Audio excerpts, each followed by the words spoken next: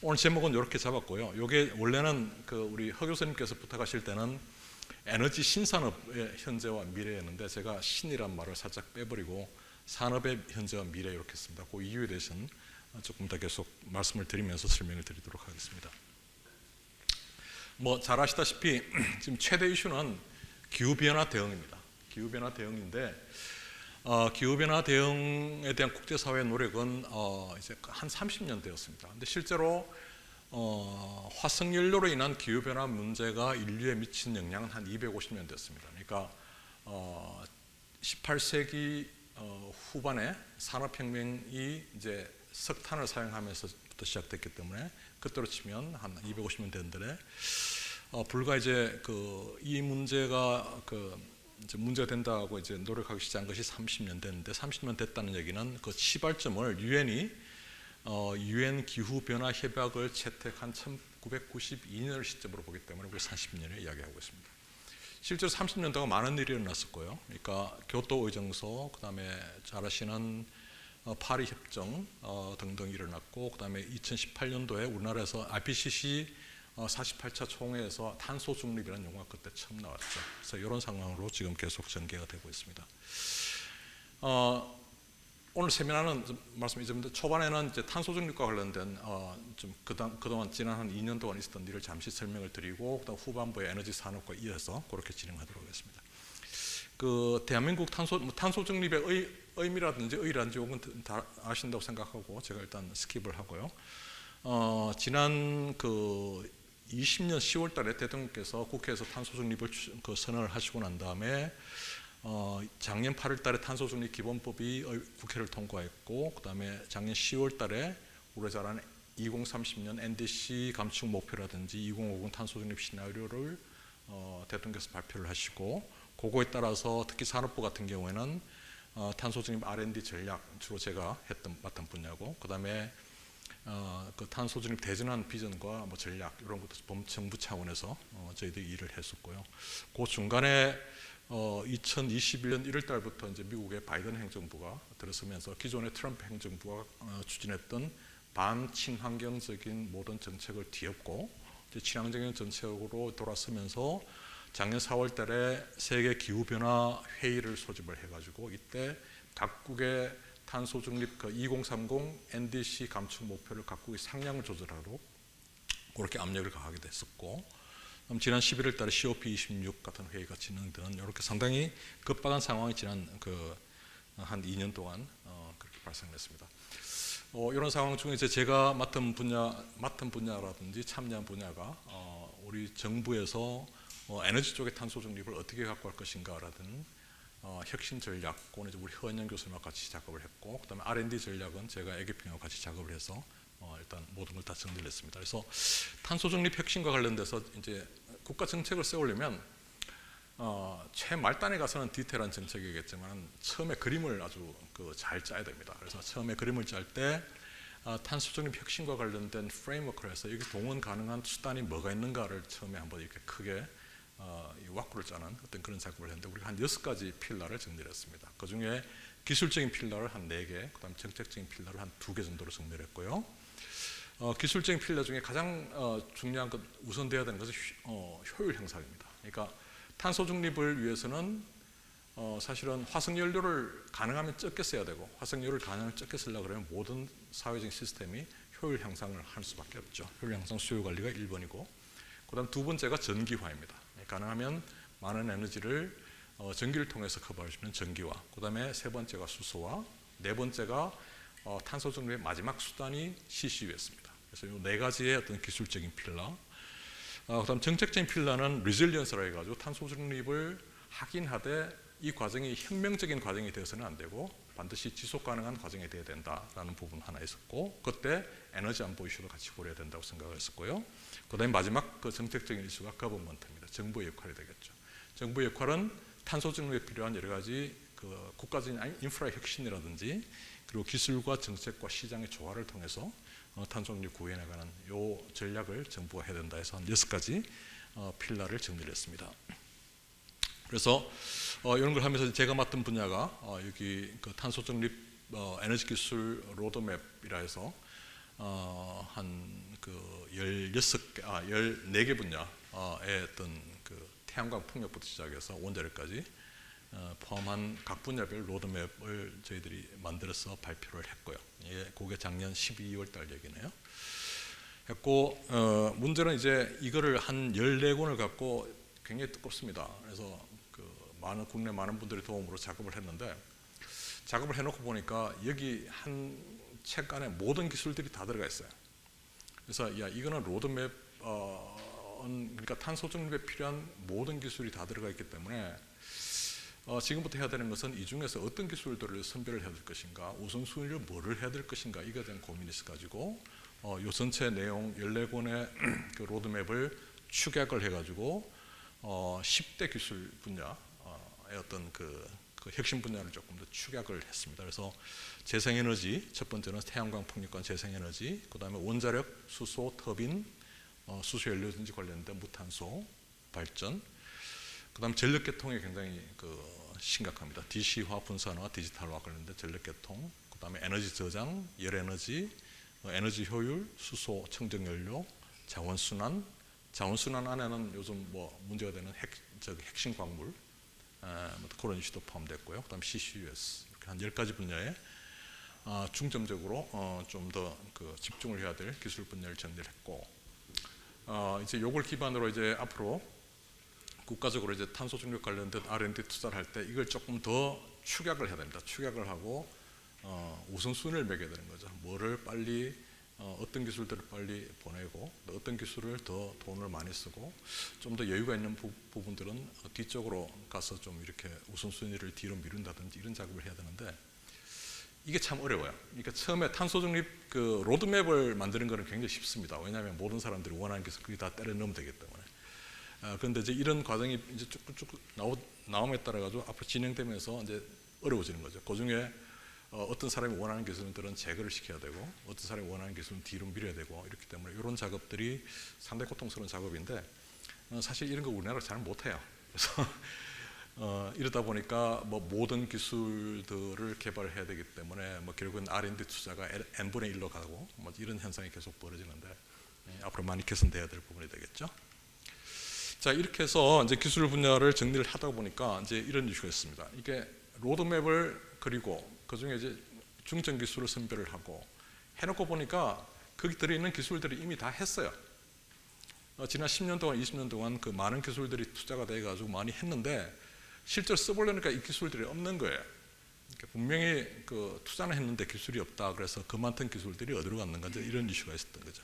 그래서 이거를 강조를 하면서 이제 이 이슈를 해결하기 위해서 또 어떤 문제를 해결해야 되는가라는 걸 좀 정부에 계속 제시하기 위해서 기술 확보 3대 전략이라는 걸 정리를 했습니다. 그래서 이거를 이것도 지난해군요. 지난 11월 달에 정리를 해서 요거 허은영 교수님하고 같이 작업했던 에너지 탄소 중립 혁신 전략 안에 그 워킹 그룹 보고서 안에 이걸 담아놨습니다. 그래서 전략은 크게 한 3가지 전략을 했는데 첫 번째 전략이 상당히 중요합니다. 투 트랙 전략이라고 해가지고 첫 번째 전략은 스케일 업 해서 분명히 국가적으로 투자를 했는데 쓸 기술이 없는 부분에 대해서는 빨리 이거를 실증이나 확산을 시키자.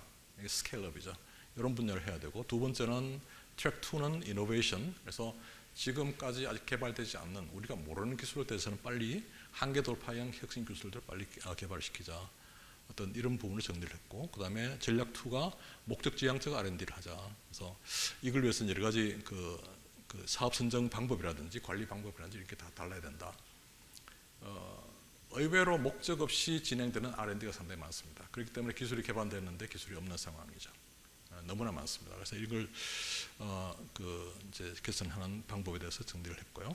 그다음 세 번째 전략은 이제 전략적 R&D라 그래서 2030을 위한 R&D가 있고 2050을 위한 R&D가 있기 때문에 요거는 차별성을 또 진행을 해야 된다. 이제 이런 식으로 정리를 해서 계속 지금 어필을 하고 있습니다. 그러다 보니까 요 지금 오른쪽 아랫부분에 보면 2020년부터 2050년까지 한 페이스를 한 4단계로 나눴을 때 대략적으로 동원 가능한 기술이 페이스 1은 지나갔고요. 페이스 2의 한 2030까지는 그래도 가용한 기술의 스케일업이라서 태양광, 풍력, ESS, 그다음 페이스 3는 현재 개발 중인 기술들의 스케일업, 현재 한창 개발 상태에 있는 전 세계적으로 있는 것이 청정수소, 수소터빈. 그다음에 한 2050까지는 뭐 시간이 그렇게 많이 남지는 않았지만은 그래도 앞에 두 가지 페이스업에 대해서는 시간적 여유가 있기 때문에 이건 조금 더 지금까지 우리가 한 번도 건드려 보지 못했던 기술들은 지금부터 혁신 기술을 통해 가지고 해야 될 부분들이 DAC, 그 Direct Air Capture라든지 E-Fuel, 그러니까 이거는 그 Electrified Fuel이라고 그러죠.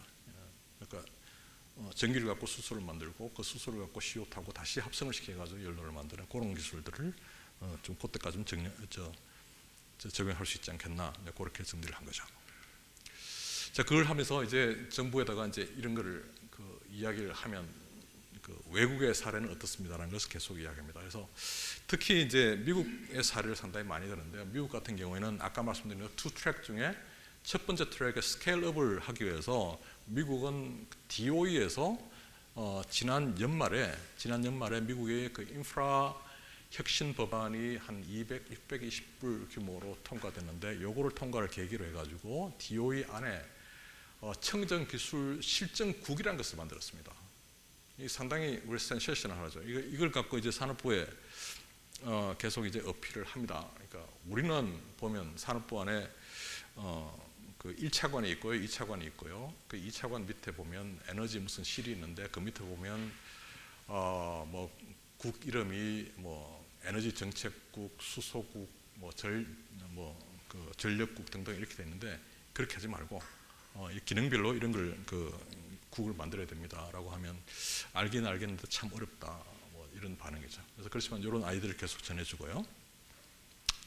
그다음에 이제 혁신 기술과 관련된 이제 대표적인 사례가 미국의 이제 DARPA R&D가 있는데 이게 DARPA R&D를 미국 DO에서 이제 적용한 것이 ARPA-E 사업입니다. 그러니까 ARPA-E 사업을 통해서 배터리 기술이 나왔습니다.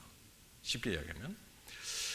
그래서 우리도 ARPA-E 같은 R&D를 국내에서 하자라고 주장을 하다 보면 국내에서 다 했어요. 뭐 산업부에서는 알키미스트 사업도 있고요. 과기부 가면 더 좋은 사업들이 많이 있는데 문제는 이런 달파형 R&D가 국내에 들어오면 뭔가 딱딱해지고 잘 안 돼요. 분명히 좋은 제도를 들고 들어왔는데 이걸 갖고 국내 상황에 적용하다 보면 뭐 이것 때문에 안 되고 저것 때문에 안 되고요. 뭐 이런 사례가 많이 있는데 이름은 상당히 많이 좋은 이름이 많이 들어왔지만 국내에 들어와서 이렇게 잘 안 되지만 그래도 어쨌든 이런 것도 계속해서 지속적으로 도입을 해야 된다. 다만 이런 이야기를 할 때 여기 보시면 2021년도 그 알파-E 지원 예산이 한 1억 7,500만 불 규모거든요. 그럼 이게 한 2천억 규모죠, 우리나라는. 우리나라 지금 에너지 R&D가 예산 규모가 한 1조 2천억, 1조 정도 됩니다. 그러니까 예산이 그렇게 크지 않아요. 그러니까 한 해에 한 1,000억 정도만 넣으면 한 10년 정도 넣으면 미국 같은 경우에는 배터리 기술 같은 걸 갖고 지금 그 알런 머스크 같은 그 플레이어가 나올 수 있는 그런 사업을 만들어 줄 수가 있는데 우리는 지난 10년 동안 그게 뭐 했냐 이제 자꾸 이런 걸 갖고 챌린지를 지금 계속 하고 있는 상황입니다. 또 하나 이제 참고 사항이 이게 이런 거죠. 우리가 R&D를 할 때 수요 참여형 R&D 뭐 이런 멋진 용어들 굉장히 많이 사용합니다. 이게 뭐냐면 R&D를 할 때 수요자가 그러니까 뭐 전력 관련된 기술을 개발을 할 때는 반드시 수요자인 한전을 참여시키라 이제 이런 쪽으로 많이 하는데 이것도 잘 안 돼요. 죄송하지만 우리나라 왜 잘 안 되는지 모르겠는데 모든 게. 근데 이게 이거는 이제 미국이 아니라 사실은 미국의 지금 바이든 행정부 들어와가지고 환경 이슈 관련돼서 최상위 기능을 하는 사람이 존 캐리인데 이제 존 캐리가 작년에 COP26부터 시작해서 올해 다보스 포럼을 지나가지고 올해 말에 이제 이집트에서 COP27이 열릴 건데 이 과정을 통해 가지고 First Move Coalition이라는 요 작업을 지금 계속 전개하고 있는데 이게 뭐냐면 청정 기술의 수요자가 다시 말해서 예를 들어서 복스바겐 같은 자동차 회사가 철이 필요할 때 그 철은 반드시 20%는 그 폭스바겐사가 사는 철의 20%는 반드시 청정 제철을 사용을 하도록 해라. 청정 제철이라는 것은 수소화하는 제철이죠. 그죠? 그러면 폭스바겐 차는 폭스바겐이 플레이할 수 있는 정부, 독일이나 미국에서 공공 조달을 해줍니다. 우선적으로 구매를 해주고, 대신에 미국 정부는 혹은 EU는 그 수소화하는 제철에 필요한 R&D 자금을 밀어주죠. 그죠? 그렇게 하면 선순환적으로 이렇게 돌아갈 수 있는 그 First Move Coalition을 지금 지난 존 캐리, 자꾸 짐 캐리하고 혼돈을 하는데 짐 캐리는 코미디언이고 존 캐리는 사람이죠. 그래서 이 사람이 지금 계속해서 First Move Coalition에 참여하는 국가를 확대하고 있고, 여기에 참여하는 회사들을 계속 확대하는 작업을 하고 있는데, 아마 원래는 이번에 올 11월달 열리는 COP27 이집트에 열리는 그 회의에서 이걸 굉장히 크게 터뜨리려고 생각을 하고 있었는데, 이게 우크라이나 사태 때문에 어떻게 될지는 모르겠습니다. 그런 상황입니다.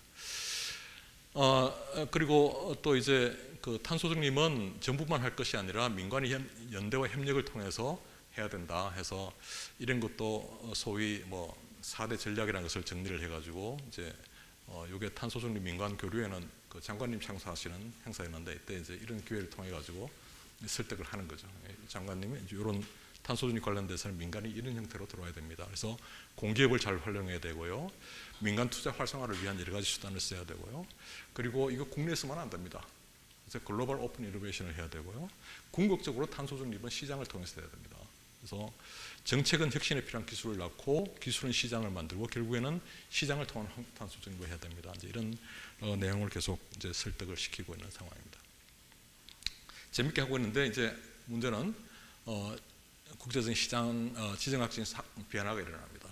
COP26가 작년 11월 달에 이제 폐막이 됐는데, 그때 이제 제일 마지막에 큰 이슈가 뭐냐면 석탄 발전을 폐기를 할 것인가, 석탄 발전을 감축을 할 건가 이슈가 있었습니다. 그러니까 미국이나 EU는 석탄 발전 폐기를 주장했는데, 중국과 인도가 석탄 발전 감축을 주장했죠. 그리고 결국에는 이제 옥신각신 하다가 감축 쪽으로 합의가 됐는데, 문제는 이걸 이제 그 합의문을 선언하고 난 다음에 일주일 만에 인도 뉴델리 지역에서 극심한 스모그 현상이 발생했습니다. 그러니까 인도는 COP26에서 석탄 발전 폐기가 아닌 감축을 강력하게 주장해 나는데, 그 나라에서는 이 뉴델리 지역 쪽에 있는 석탄 발전을 오히려 자기들이 끌 수밖에 없는 상황이 되었습니다. 그래서 당시에 뉴델리 지역에 석탄 발전소가 11개가 있었는데 11개 중에 6개 발전소를 끌 수밖에 없었고요.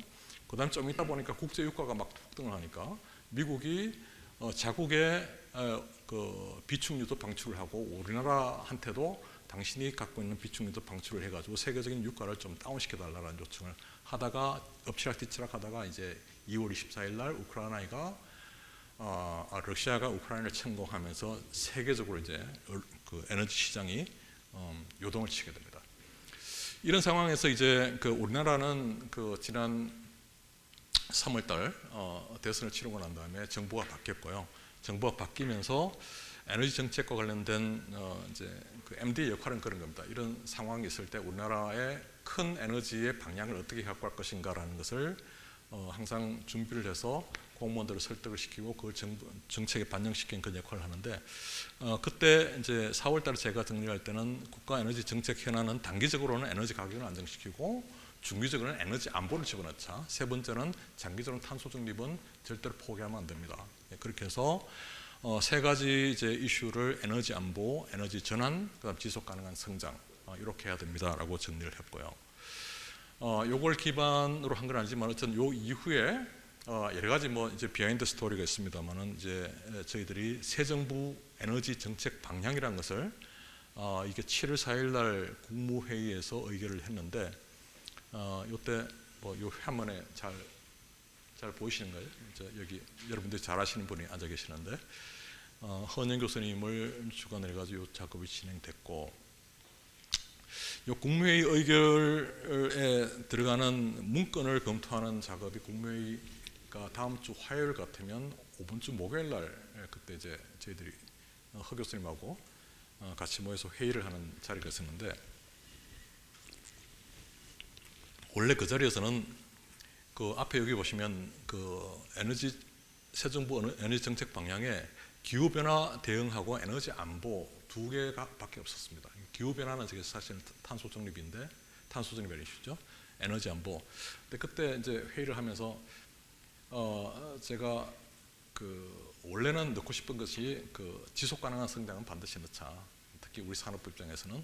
근데 그게 너무 이제 급하게 하다 보니까 지속 가능한 성장의 말 대신에 에너지 신산업이라는 말을 넣자라고 이제 산업부하고 합의가 돼가지고 결국에는 정책 방향에는 세 개 키워드가 기후 변화 대응, 에너지 안보 강화, 그리고 에너지 신산업 창출. 이렇게 키워드를 갖고 정책이 발표가 됐습니다. 그때 5가지 이제 그 주요 정책 중에 이제 오늘 여기 모이신 분 혹은 오늘 세미나에 가장 관련된 부분이 네 번째 에너지 신산업의 수출 산업화 및 성장 동력화라는 이슈가 정리가 되어 있고요. 여기 보면 이제 지난 정부에 없었던 원전 산업이 들어가 있고 수소, 태양광 풍력, 그다음 4차 산업, 그다음에 기후 변화 대응 이런 이슈들이 그 정책에 다 포함이 되어 있습니다. 뭐 저희들은 사실은 하는 역할이 에너지 MDN이 하는 역할은 이런 정부 정책이 발표될 때 단어 하나 넣는데 목숨을 다합니다. 그러니까 사실 굉장히 큰 임팩트를 미치는 거거든요. 그러니까 지속 가능한 성장이란 거는 특히 산업부 입장에서는 반드시 이거는 넣어야 되는 이슈다. 이제 그런 주장을 이런 과정에서 하고 있는 거죠. 자, 조금 더 들어가면 왜 탄소 중립인가라는 이슈로 좀 들어봅시다. 이게 사실은 왜 탄소 중립인가라는 이슈에 대한 질문에 대한 답은 모든 여러 당사자에 따라서 답은 다 다릅니다. 환경부의 답이 다르고요, 과기부의 답이 다르고 산업부의 답이 다릅니다. 그러니까 여기서 정리한 왜 탄소 중립인가라는 질문에 대한 산업부, 저는 이제 산업부를 위해서 일하는 사람이기 때문에 산업부 입장에서 답은 첫 번째는 온실가스 배출 저감인데, 온실가스 배출 이거는 반드시 해야 되는데 이게 환경적인 문제를 해결하기 위해서 온실가스 배출은 당연히 해야 되지만은 이게 해야 되는 이유가 시대적 변화에 국가가 낙오되지 않게, 그러니까 전 세계적으로 트렌드가 탄소 중립 쪽으로 가기 때문에 이건 우리가 들어가지 않으면 우리는 낙오되는 어떤 그런 상황이기 때문에 탄소 중립을 해야 된다. 자, 이런 쪽으로 정리를 하고, 또 하나는 왜 탄소 중립인가? 이거 탄소 중립은 어떻게 보면 신산업의 기회다. 그러니까 어차피 산업부는 환경부가 아니기 때문에, 그죠? 환경부가 아니기 때문에 산업이라는 이슈를 항상 생각을 해야 되는데, 이걸 하다 보니까 이제 이런 이슈가 정리가 된 거죠. 이건 제가 정리한 것이 아니고 대한상공회의소의 임진 박사님이 정리한 내용인데, 비용과 편익을 따져보면 탄소 중립을 2050년도 탄소 중립을 위해서는 약 2,600조 원 정도 돈이 든다고 그래요.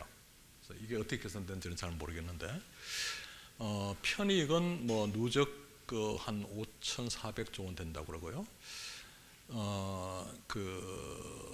이게 지금 제가 뭐를 말씀드리고자 하냐면 투자 편익, 기후 편익이죠. 그러니까 여기서 보시면, 이 그림에서 보시면 투자 편익과 기후 편익을 합치면 요게 전체가 한 5,000조 원, 5,400조 원이 되겠고요. 지금 문제는 여기서 편익이라는 얘기는 결국에는 2100년도, 그러니까 탄소 중립 투자의 궁극적인 목적은 2100년도까지 우리가 pre-industrial period 대비 온도가 1.5도씨까지 이내로 제어시키는 거죠. 그게 들어가는 돈입니다. 그죠? 거기에 대한 거기에 들어간 돈이 투자 규모고요. 그걸 통해서 생기는 편익을 투자 편익, 기후 편익을 나타낼 수가 있는데, 특히 이제 투자 편익을 보시면 요 중에서 2050년도에 기후 편익 말고 투자 편익이 그렇게 많지가 않아요.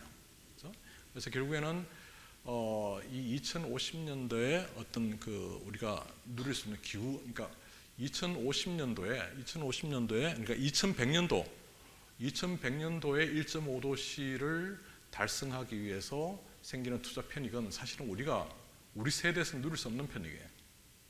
우리 아들의 아들 정도 누릴 수 있는데 2050년 정도 같으면 제가 그때 나이가 나이가 한 90살 되겠네요. 그죠? 그러니까 저는 아니지만은 저희 아들이나 저희 손자가 누릴 수 있는 게 한 2050년인데 그때 보면 이제 그게 그 투자 편익이 그러니까 제가 말씀을 잘못드렸네요. 전체 편익은 전체 저런데 기후 편익이 저렇고 투자 편익이 한 1,000조 원 정도 되는데 2050년인데 저게 투자 편익을 어떻게든 우리가 따먹으면 저게 이제 결국엔 우리 산업에 보탬이 될 수가 있다. 이제 그렇게 생각을 하고 있는 거죠. 그래서 우리가 결국에는 그 기후 편익 2100년도에 1.5도씨 달성을 위한 기후 편익은 우리가 너무나 먼 얘기지만은 적어도 2050년도에 해당되는 투자 편익은 반드시 우리가 좀 따먹을 수 있어야 되겠다. 그래서 그 투자 편익의 핵심적인 상황이 신산업 성장입니다. 그러니까 특히 이런 돈을 투자했을 때 새로운 산업으로 생기는 이런 신산업 선점이 이게 환경 측면에서는 2050 넷제로, 그다음 2100년도 1.5도씨라는 목적을 달성을 하지만 그렇지만은 우리가 어떤 투자인 차원에서 새로운 시장을 만들어내든지 이런 부분에 대해서도 2050년에 볼 수 있기 때문에 이걸 반드시 에너지 신산업의 기회로 우리가 활용을 해야 된다. 지금 그렇게 주장을 하고 있는 것이죠. 왜 탄소 중립인가? 세 번째 이슈는 이게 탄소 중립이 결국에는 국가 성장 동력과 연결시켜야 됩니다. 그러니까 환경부 차원에서는 온실가스 감축이 목표죠. 산업부 차원에서는 온실가스 감축 당연히 해야 되고 그 과정 중에 국가 성장 동력과 일자리를 창출해야 됩니다. 이게 이제 산업부의 어떤 그 미션인데 반드시 이 세 번째 이슈로 우리가 연결을 시켜야 된다 이렇게 생각을 하고 있고요.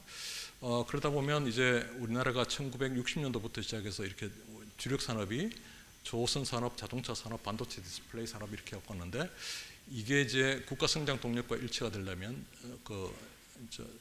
국가 성장 동력과 일자리 창출의 기회가 되려면 에너지 산업이 반드시 주력 산업이 되어야 되겠다. 그래서 에너지 산업이 주력 산업이 되기 위해서는 재생에너지 산업과 수소경제, 디지털 부분의 디지털화 뭐 이런 부분들이 계속 신산업 기회로 확장이 돼야 된다 이렇게 생각하고 있습니다. 자, 그런데 이제 슬라이드가 제가 준비한 거하고 조금 달라서 자, 이제 이런 이슈가 있죠. 이제 우리가 결국에는 탄소 중립을 계기로 혹은 이런 에너지 이슈를 계기로 해가지고 분명히 국가 성장을 이루어야 되는데 이게 지금 여기서 제가 말씀드리고 싶은 거는 지금까지의 에너지 산업의 어떤 역할을 하고 이제 그렇게 2050 이후에 에너지 산업이 주력 산업이 되려고 그러면 지금까지 에너지 산업의 역할을 하고 앞으로 2050년도에 에너지 산업의 역할은 분명히 달라야 된다. 쉽게 말하면 지금까지 그러니까 60년대부터 시작해서 지금까지 에너지 산업의 역할은 신산업이 아니라 기간 산업이었습니다. 그러니까 60년대 이후부터 이제 산업화가 진행이 되면서 전기 수요가 엄청나게 늘고요. 에너지 수요가 엄청나게 느는데 이거를 어떻게든 우리가 그러니까 손익을 따지지 않고 아무리 비싼 비용이 들더라도 국가적인 산업 발전을 위해서는 에너지 쪽에서 충분한 전기를 만들어줘야 되고 충분한 에너지를 공급해줘야 되는 게 이게 첫 번째 미션이었는데 이 미션이 달라져야 된다. 그러니까 이게 지금 결국은 이게 에너지 산업이 지금과 같은 어떤 기간 산업의 범위를 넘어가지고 앞으로 탄소 중립을 계기로 해가지고 신산업이 육성되려 그러면 기간 산업이 아니라 주력 산업이 되기 위해서는 지금까지 해왔던 어떤 이런 상황을 뛰어넘는 어떤 그런 계기를 반드시 만들어내야 된다 이렇게 생각하는 것이죠. 근데 특히 이제 에너지 산업 중에 가장 큰 역할을 하는 것이 발전 산업인데요. 발전 산업은 사실은 발전 산업 때문에 우리나라 발전 산업 그러니까 1960년대 산업화 시대 이후에 발전 산업에서 충분한 전기를 안정적으로 공급해 줬기 때문에 제조업이 성장이 되었습니다. 그래서 이때까지 제조업이 성장을 하기 위한 발전 산업의 역할이 특히 이제 원자력 석탄 발전, 에너지 발전 같은 어떤 그런 쪽으로 계속 정책을 했는데 그렇죠. 했는데 아마도 지금부터는 지금까지의 어떤 산업의 구조하고는 상당히 다른 산업이 될 것이다. 특히 이제 원자력 발전, 석탄 발전 같은 경우에는 국가가 계획을 하고 한전이 주관이 돼가지고 국내 건설사라든지 한국중공업 같은 기자재 공급사들을 이렇게 동원을 해가지고 소위 원자력 같은 경우는 한국형 표준 원자력, 석탄 같은 경우는 한국형 표준 석탄 발전 어떤 이런 쪽으로 계속 진행이 되어 왔는데 제가 이제 밑에 LNG라는 부분인데 제가 이제 가스터빈을 원래 전공했던 사람이라 원자력과 석탄은 그렇게 이제 국내 산업이 그렇게 성장을 해왔고 지금은 이제 특히 석탄 같은 경우는 상당히 어려움에 처해 있지만은 이거를 이제 똑같은 모델을 LNG 산업 그러니까 가스 산업, 가스 발전 쪽으로 적용을 하려 보니까 이미 시대가 많이 지났어요. 그러니까 원자력과 석탄 발전을 표준 원자력인지 표준 석탄을 만들어 가지고 국내에서 이렇게 보급할 때 하고 상황이 많이 달라졌기 때문에 왜냐하면 이미 석탄과 원자력 산업이 석탄과 원자력 산업을 부흥시킬 때 국가의 어떤 에너지 수급의 방향이나 국가의 정책의 환경이나 그다음에 LNG 발전의 기본이 되는 가스터빈이죠. 가스터빈을 공급할 때 방향 지금 상황이 워낙 달라졌기 때문에 결국에는 이게 지난 40년 동안 국가 발전 산업이 굉장히 제조업 성장 동력, 특히 이제 창원 지역의 두산중공업, 한국중공업이죠. 한국중공업을 비롯한 여러 발전 산업들을 발전 기자재 산업들을 성장시키는데 굉장히 큰 도움은 됐지만 앞으로는 이제 이 상황이 많이 달라질 것 같다. 그래서 지금부터는 특히 이제 에너지 산업을 국가 주력 산업으로 만들기 위해서는 이런 지금까지 모델과는 다른 새로운 모델들이 반드시 이제 생각을 해야 될 상황이다 이렇게 생각하는 것이죠.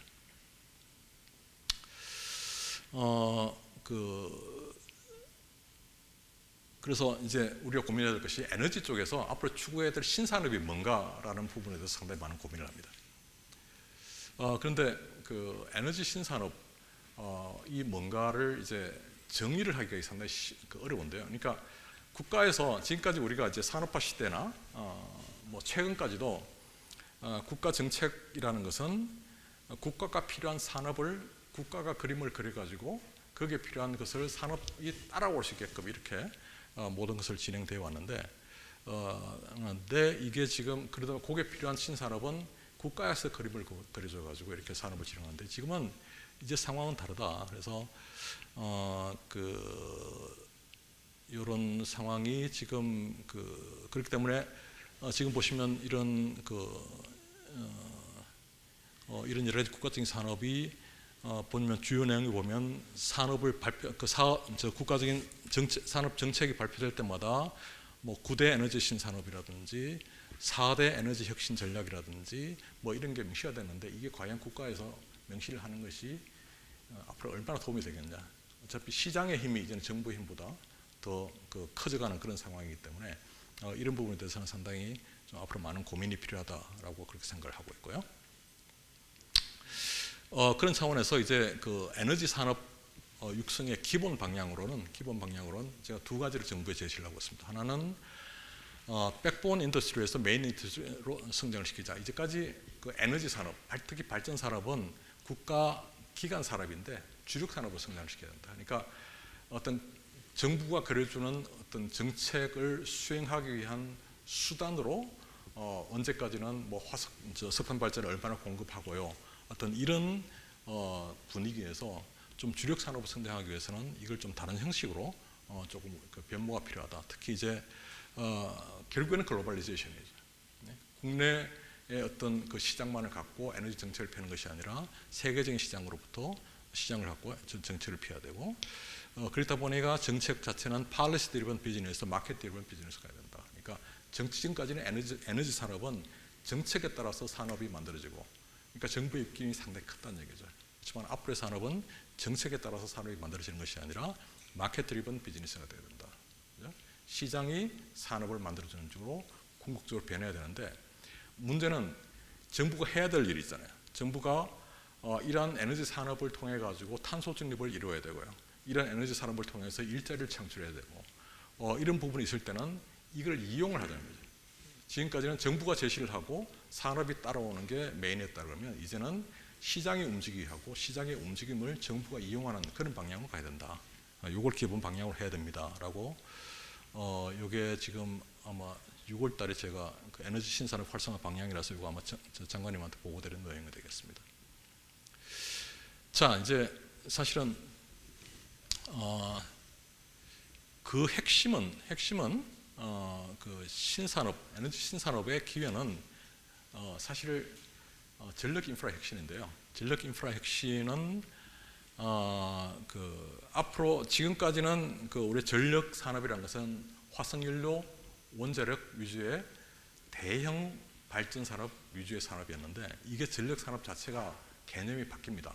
재생에너지가 들어오고 하면 대형 산업이 아니라 분산형 산업으로 가고요. 플레이어가 어떤 한전을 포함한 어떤 발전 자회사 같은 공기업 위주가 아니라 어떤 그 수요자 위주로 시장이 바뀌는데 이걸 능동적으로 대처를 해야 되겠다. 그래서 원래는 왼쪽 형태의 어떤 그 산업, 원래 에너지 산업이 그 전력과 관련된 에너지 산업은 오른쪽 형태로 바뀌어야 되고 이런 걸 하다 보면 당면 현안이라든지 변화의 방향이란 특히 변화의 방향은 대규모에서 소규모, 주황 집중에서 분산화, 경직성에서 유연성 이렇게 바뀌어야 되고 이렇게 바뀌려고 보면 여러 가지 기술 혁신 영역이 필요하고 기술 혁신과 관련된 여러 가지 비즈니스 모델들이 일어날 것이다.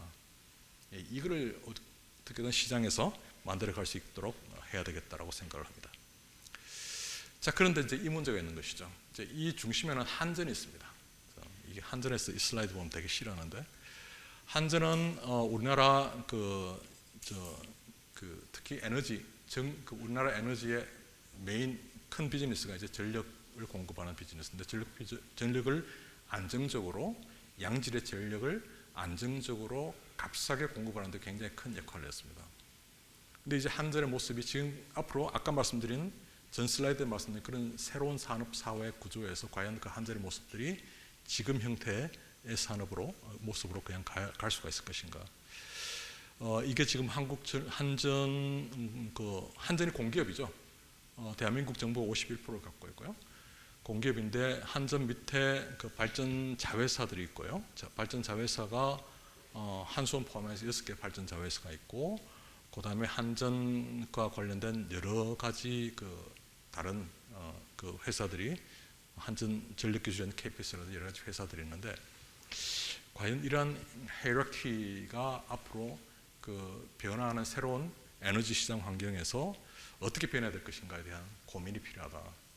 그래서 이 부분은 사실은 그 마켓 드리븐으로 가려고 그러면 시장에 맡겨가지고 막 움직여가지고 세상을 바뀌면 제일 좋은데 그거를 바뀌게 하게끔 밑그림을 이렇게 만져주고 이렇게 판을 깔아주는 것은 결국에 정부의 역할이죠. 그래서 이러한 그 구조를 발전산업 구조를 어떻게 갖고 갈 것인가에 대한 고민을 해야 되는 거죠. 그렇게 보시면 이제 그 한전과 관련된 회사를 우리 유틸리티 회사를 그러는데 미래 유틸리티 회사들이 할 수 있는 사업 구조가 지금까지는 지금까지 그 유틸리티, 그 한전을 포함한 발전 회사들의 그 역할은 화석연료를 갖고 서멀 발전을 하거나 재생에너지도 좀 하고 그 다음에 송전을 하고 배전을 하고 이런 상황이었는데 이 모습이 지금 보니까 유틸리티 회사를 그러는데 미래 유틸리티 회사들이 할 수 있는 사업 구조가 지금까지는 지금까지 그 유틸리티, 그 한전을 포함한 발전 회사들의 그 역할은 화석연료를 갖고 서멀 발전을 하거나 재생에너지면 기존의 이제 그 사업들은 그 fossil fuel source, 그러니까 화석연료를 도입하고 석탄과 LNG를 도입하고 발전을 하고 송배전을 하고 그다음에 그 리테일을 하고 서비스를 하고 이렇게 쭉 이렇게 스플라이 체인이 돼 있는데 보시면 그 이 그로우하고 not active 하는 분야가 이렇게 추정이 보여요. 그러니까 지금까지 우리가 생각했던 서멀 쪽은 서멀 제너레이션 쪽은 리듀스하거나 메인테인 쪽으로 되어 있고 리뉴어블 제너레이션은 거의 대부분 모든 회사가 그로스 형태로 되어 있고 트랜스미션 디스트리뷰션은 아직 좀 긴가민가하고 있고 특히 눈여겨볼 것은 에너지 서비스 분야가 모든 회사들이 다 그로우를 잡고 있습니다. 그래서 이게 지금 전 세계적으로 모든 유틸리티, 그러니까 우리나라로 말하면 한국전력과 비슷한 회사들의 움직임이다. 이 움직임이라는 것은 자기들이 원해서 이런 움직임을 가는 것이 아니고 자기들이 먼저 이런 모습을 가는 것이 아니고 시장이 재생에너지 같은 어떤 그 플렉시블한 시장이 계속 확대가 되기 때문에 이 모습으로 바뀌지 않으면 안 되는 상황으로 지금 가고 있기 때문에 세상이 이렇게 바뀌고 있다. 그래서 그 한전은 어떻게 할래? 이런 이슈를 계속 던지고 있는 것이죠. 그래서 이 그림은 제가 항상 그 많은 이제 그 세미나를 가고 할 때는 이 그림을 보여주면서 한전은 어떻게 할래? 이 모습을 이 질문을 계속 던지는데 사실은 질문을 던지는 사람도 상당히 좀 어렵고요. 질문을 받는 사람도 굉장히 좀 곤욕스러운 그런 상황입니다. 그래서 언젠가는 이 문제가 해결되는 것이 우리나라 에너지 신산업 혹은 에너지 산업의 어떤 그 새로운 패러다임이 변화되는 어떤 그런 방향이 아니겠나 생각을 하고 있고요. 특히 이제 해외 유틸리티들 보면 많은 회사들을 지금 인수 합병을 하고 있습니다.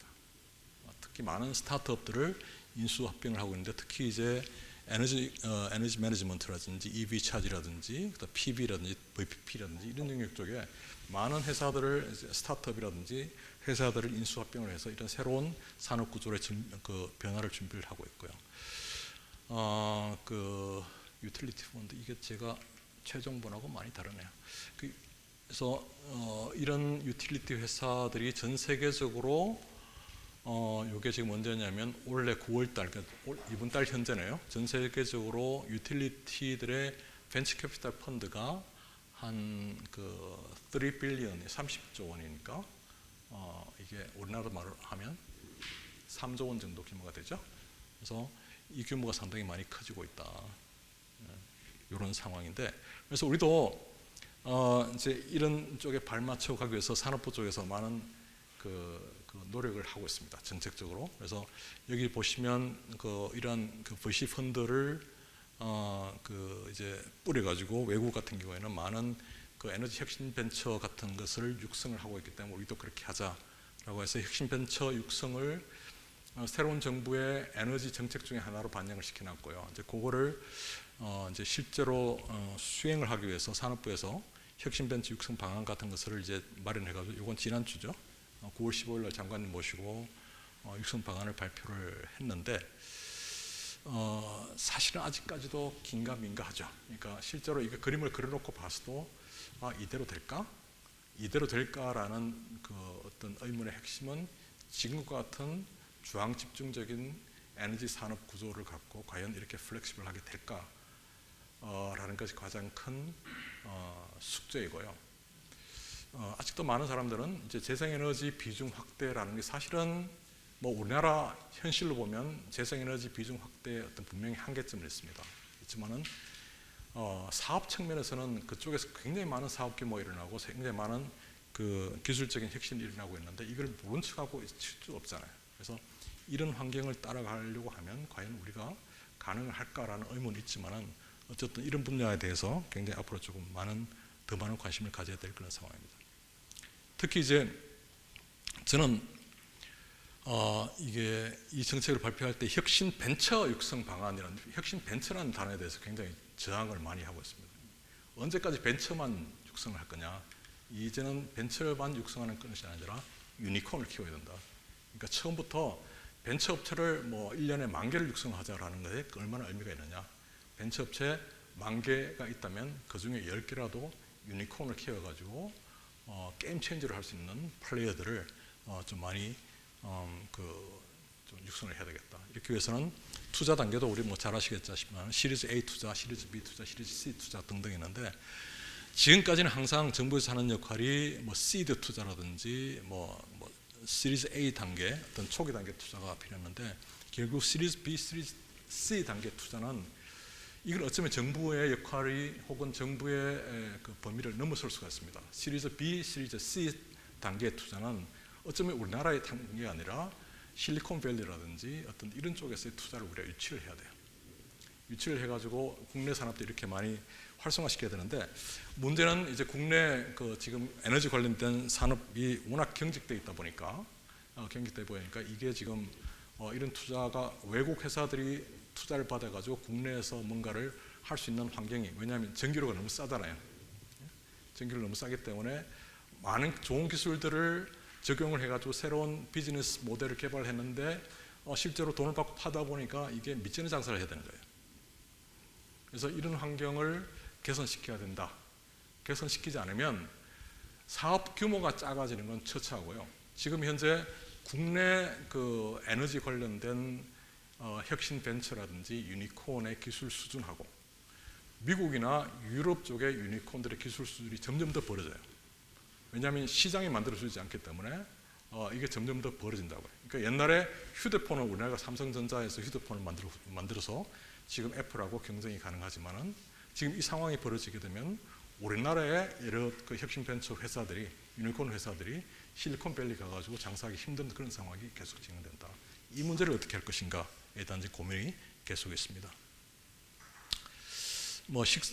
요 관련된 이노베이션 관련된 유틸리티들이 그러니까 이노베이션 관련된 이런 셋넷 다섯 여섯 가지 있고요.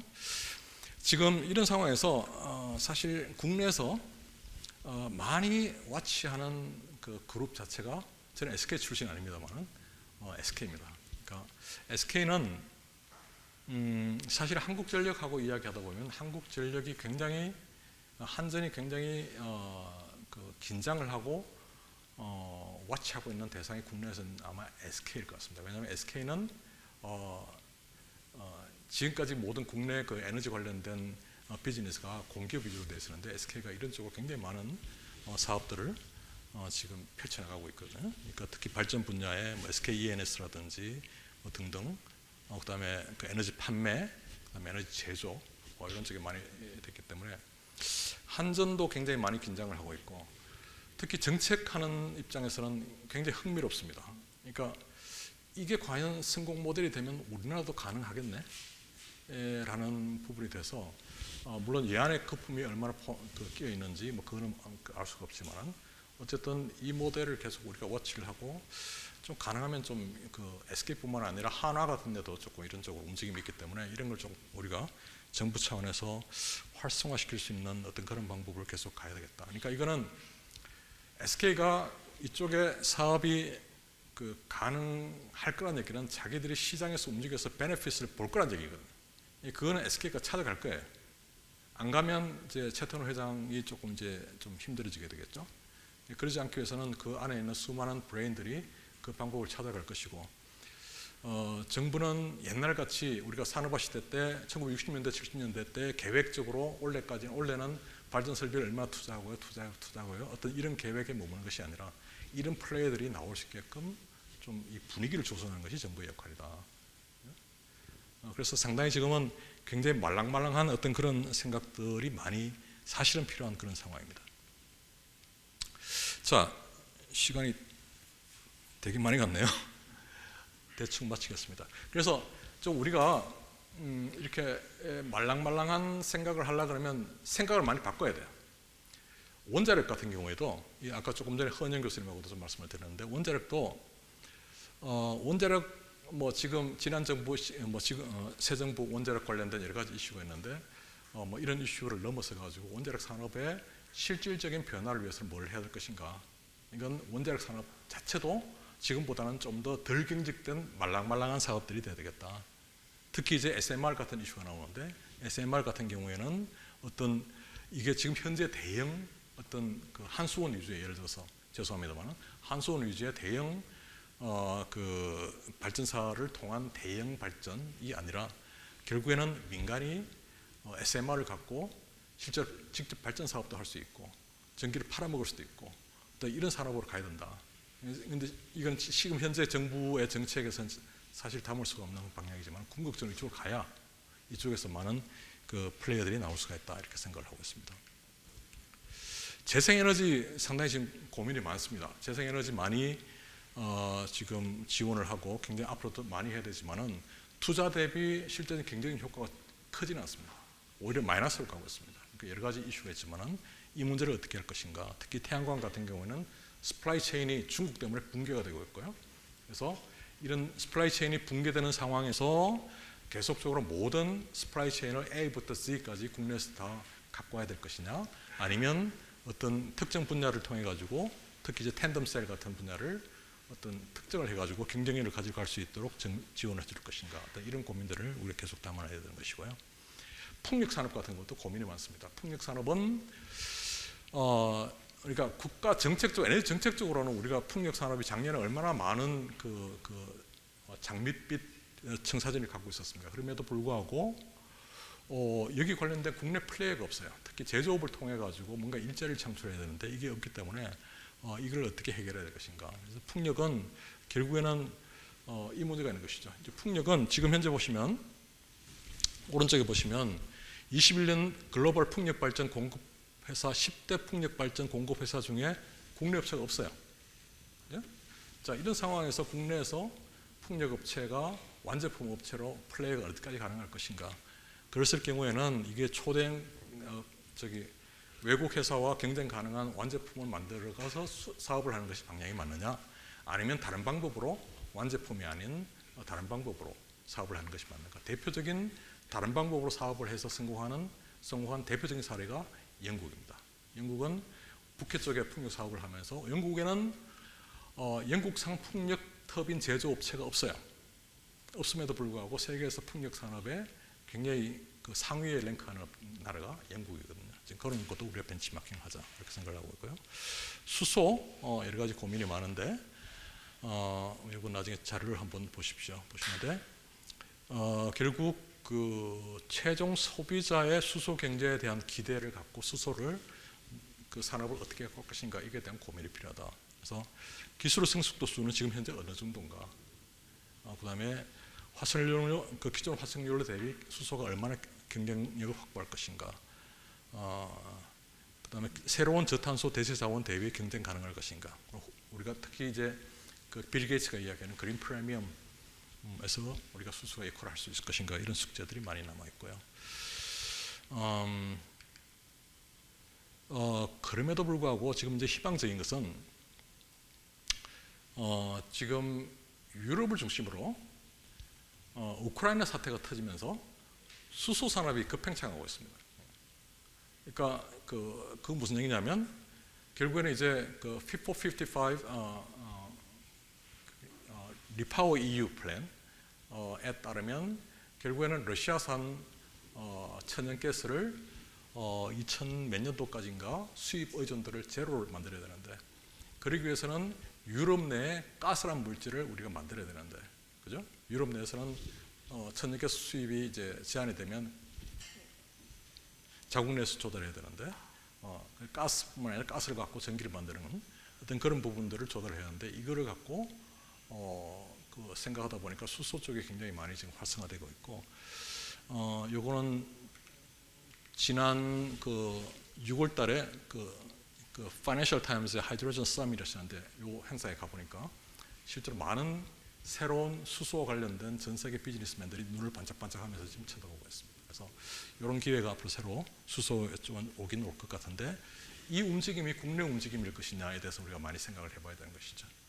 그래서 그런 이슈들이 있고요. 밸류체인, 결론이 허 교수님 들어오셨으니까 결론을 맺도록 하겠습니다. 그래서 결국에는 에너지 산업, 특히 에너지 신산업과 관련돼서는 우리가 항상 혁신이 필요하고요. 특히 이제 에너지 MD의 역할은 산업분야에서 좋아하는 사람보다 불편한 사람들이 많습니다. 왜냐하면 자꾸 새로운 걸 하자 그러니까, 기존 안 했던 걸 새로운 걸 하자 그러니까. 그래서 이게 혁신 중에서 파괴적인 혁신이 상당히 필요한데, 이제 대표적인 사례로 이제 이런 제가 있죠. 이게 오바마 행정부 때 미국이 나사를 박살냈습니다. 돈이 워낙 많이 들고 실제로 효과는 별로 없고 해서 나사를 박살을 내고 이제 새로운 방향을 틀려고 했을 때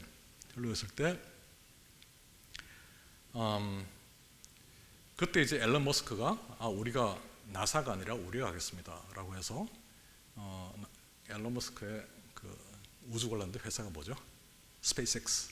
이제 그때부터 작업을 시작했는데, 그거를 이제 그때 오바마 행정부 때 나사를 박살낼 때 이제 닐 암스트롱이 결국에는 1969년에 7월달에 달에 가서 처음 내린 사람이잖아요. 이 사람이 말하기를 이건 굉장히 스투피드한 짓이다. 결단코 이 나사를 없애는 일은 특히 나사의 기능을 민영화하는 것은 미친 짓이더라고요. 의회에 가서 정의를 했습니다. 그렇지만 결과적으로 지금 수년 후에 얼런 머스크와 스페이스 X가 지금 우주로 날아가고 있고요. 나사보다 더 빨리 지금 가고 있기 때문에 얼런 머스크가 지난 2018년도에 자기 인생에 있어서 가장 슬펐던 순간이 자기의 우상인 닐 암스트롱이 나와가지고 자기 사업을 미친 짓이라고 그렇게 이야기했던 부분이 가장 슬펐다고 이야기해요. 하지만은 혁신을 위해서는 이런 고통이 필요한 것이죠. 그러니까 에너지 혁신도 물론 이제 여러 가지 에너지 시큐리티와 관련된 국가적인 이슈가 많이 있기 때문에 좀 제한적이지만 하긴 하지만은 여기 계시는 분들이 어떤 이런 쪽의 어떤 혁신적인 마인드는 계속 가져가는 것이 좋을 것 같습니다. 그래서 에너지 신산업의 길이라 해서 제가 마지막 슬라이드입니다. 지난 여기 언젠가요? 6월달에 그 전기신문에 기고한 건데 사실 에너지 신산업은 마찬가지입니다. 결국은 이건 혁신의 길이고요. 가보지 않는 기술을 가야 되기 때문에 법도 바꾸고 제도도 바꾸고 사람도 바꾸고 생각도 바꿔야 됩니다. 그래서 이거는 어쩌면 기존 세대에서는 할 수 없는 일인지도 모르겠어요. 그래서 여기 계신 분들이 좀 이런 쪽에 조금 더 용감하게 플레이가 많이 나타나면 지금보다 앞으로 세상이 더 많이 바뀌지 않을까 그렇게 생각을 하고 있습니다. 네, 이상 두서없이 발표를 마치겠습니다. 감사합니다.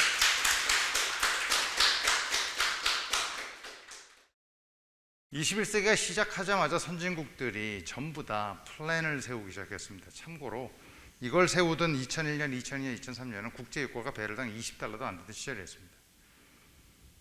우리나라는 그럼 언제 제1차 국가에너지 기본계획을 발표했냐고 하시면 2008년입니다.